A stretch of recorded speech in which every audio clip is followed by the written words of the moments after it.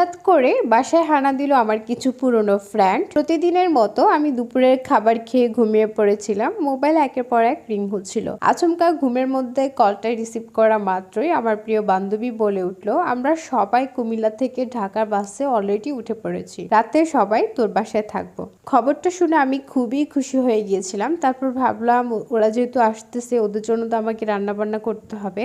তাই আমি তাড়াহুড়ো করে ফ্রিজ খুলে যা ছিল তা নিয়ে চলে আসলাম রান্না করতে। সবজি শুধু শিম আর টমেটো ছিল, তাই ভাবলাম আলু, শিম আর টমেটো দিয়ে একটা সবজি তরকারি রান্না করে ফেলি। শীতে মিক্সার সবজি খেতে কার না ভালো লাগে। অন্যদিকে চিকেনটাতে হালকা হলুদ গুঁড়ো আর লবণ মেখে চুলায় ভেজে নিচ্ছিলাম। মাথায় শুধু এটাই ঘুরছিল, ওরা আসতে 1.5 ঘন্টার মতো লাগবে, এর ভিতরে আমাকে সব কাজ শেষ করে ফেলতে হবে। অন্য চুলায় সবকিছু একটা একটা করে রেডি করে নিচ্ছিলাম। বাসায় গরুর মাংস ছিল না, তাই আমার হাজবেন্ডকে তাড়াতাড়ি করে বাজারে পাঠিয়ে দিলাম। আমার অন্যান্য রান্না কমপ্লিট করার মাঝেই ও গরুর মাংস নিয়ে হাজির। তারপর গরুর মাংসটা এক চুলায় রান্না বসিয়ে আমি এদিকে টুকিটাকি ঘরগুলো আস্তে আস্তে গোছাতে থাকলাম।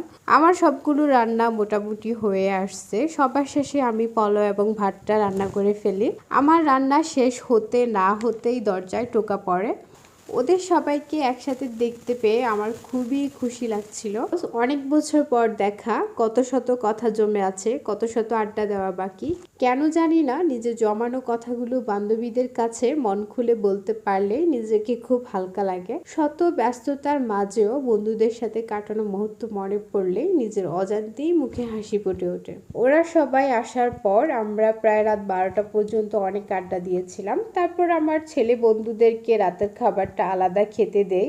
আমার ছোট্ট সংসার এখনো তেমন কিছু জোড়াতে পারেনি। ওদের সবাইকে আমি খাটের উপরে এই খাবারগুলো বেড়ে দিলাম, বাট খাটে জায়গা না হওয়ার কারণে ওরা সবাই তো একদম খাট থেকে নিচে নেমে ফ্লোরে বসে খাওয়া শুরু করে দিল। যদিও ওরা হুট করে আসাতে আমি তেমন কোনো আয়োজন করতে পারিনি, তারপরও সব মিলিয়ে দিনটা খুব স্পেশাল ছিল। আর আমরা 3 বান্ধবী তো খেতে খেতেও অনেক আড্ডা দিয়েছি। ওরা ক্যামেরার সামনে আসতে চায়নি দেখে আমি আর ভিডিও করতে পারিনি। অনেকদিন পর সবার সাথে খুবই ভালো একটা সময় কাটালাম। এমন দিন জীবনে বারবার ফিরে আসুক। Thank you.